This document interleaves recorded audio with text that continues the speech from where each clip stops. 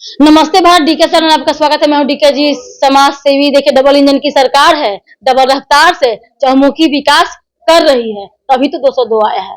चलिए बात करते हैं कि वित्त रहित शिक्षक हो या अतिथि शिक्षक हो या अतिथि सहायक प्राध्यापक हो या बहुत ने जीवन भैया ने जो है माननीय आदरणीय भैया जीवन भैया ने बहुत लोगों को जीवन दान दिया है।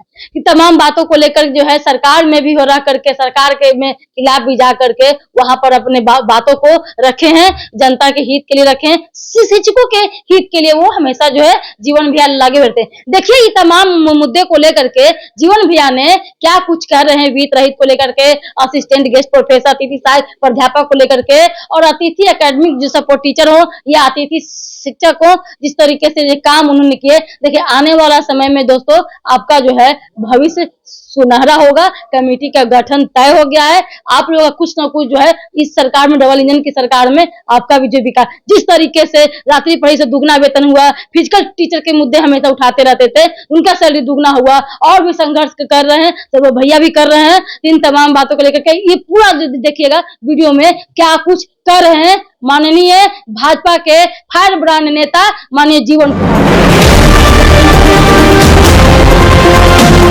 वित्त रहित को लेकर के क्या कुछ नहीं, हम सोच कह रहे हैं, सरकार सोच रही है वित्त रहित के लिए अच्छा सोच रही है, हम क्या सोचेंगे। हम लोग तो जनता के प्रतिनिधि हैं और शिक्षकों के प्रतिनिधि हैं, और शिक्षकों के प्रतिनिधि होने के नाते जो है वित्त रहित संस्थान जो है सरकार में जो है पीछे छूट गया है, और उसको आगे करने के लिए हम लोगों ने काफी प्रयास किया और हम लोग का प्रयास इस बार सफल रहा।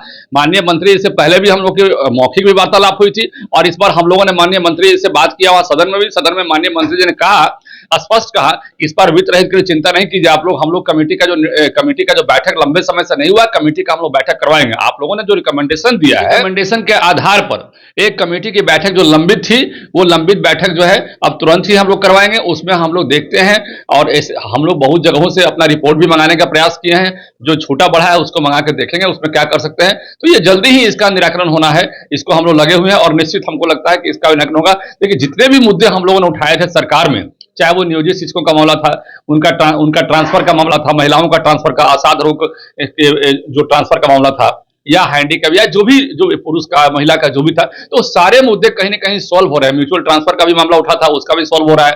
आपने फिजिकल टीचर का देखा, आपने उसके अलावा स्पेशल दिव्यांगों का जो टीचर होते हैं उसके लिए भी हम लोगों ने मामला उठाया और ईपीएफ का मामला उठाया। इस बार सदन में तो कई मुद्दे हम लोगों ने उठाए, हालांकि फिर भी कुछ मुद्दे हमारे नहीं आए, क्योंकि हाउस में एक लिमिटेशन होता है कि भाई किसी भी प्रतिनिधि का एक लिमिटेड मामला आता है, क्योंकि बहुत लोग होते हैं वहां पे।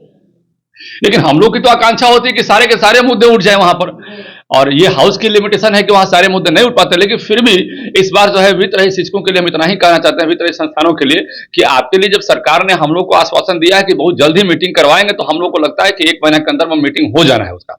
जी, एक क्वेश्चन भैया कि अतिथि शिक्षक भी परेशान हो गया, अतिथि शिक्षक हो या अतिथि सहायक प्राध्यापक या असिस्टेंट गेस्ट प्रोफेसर, उनके लिए जो कहना है कि 65 साल के लिए हम लोग किया जाए और आगे जो 8 साल से संघर्ष करते आ रहे हैं, उसे डिग्री कॉलेज 213 जो है अलग अलग जगहों पे जो है प्रखंडों में डिग्री कॉलेज खुलने के लिए मिल रहा है, लेकिन हम लोग के लिए क्या होगा। देखिए, अतिथि शिक्षकों को मैं आपके चैनल के माध्यम से स्पष्ट संदेश देना चाहता हूं कि आपकी चिंता हमारी चिंता है, और जब सबकी समस्याओं का समाधान हम लोगों ने करने का प्रयास किया और सबका निराकरण में अभी तक 90% हम लोगों ने समस्याओं का समाधान किया है, तो आपकी भी समस्या समाधान होगी। आपका भी जो डिमांड है, उस डिमांड पर हम लोग मजबूती से चर्चा परिचर्चा करेंगे और निश्चित रूप से सरकार को आपकी डिमांड को मानना पड़ेगा, क्योंकि जेन्युइन डिमांड तो सरकार मान ही लेती है। मैं देखता हूं कि जेन्युइन डिमांड पर यदि हम लोग मुस्तैदी से लगे रहते हैं और पूरा सख्ती से हम लोग सरकार से बात करते हैं, तो वहां सरकार को भी लगता है कि निश्चित रूप से इनको मान लेना चाहिए।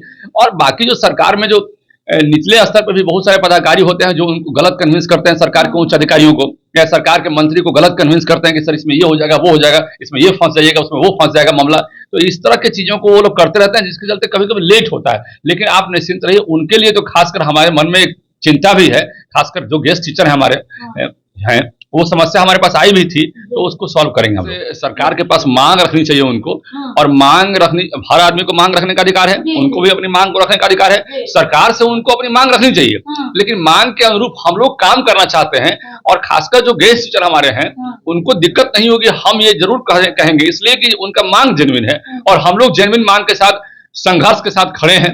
उनके संघर्षों के साथ हम खड़े हैं। जीवन कुमार हमेशा एक एमएलसी नहीं, बल्कि उनके संघर्षों का साथी के रूप में प्रेजेंट करता है वहां पर सदन में। तो जब उनका साथी वहां खड़ा है तो उनको चिंता कैसे होगा? नहीं चिंता होने देना, चिंता मत कीजिए आप। बहुत बहुत धन्यवाद।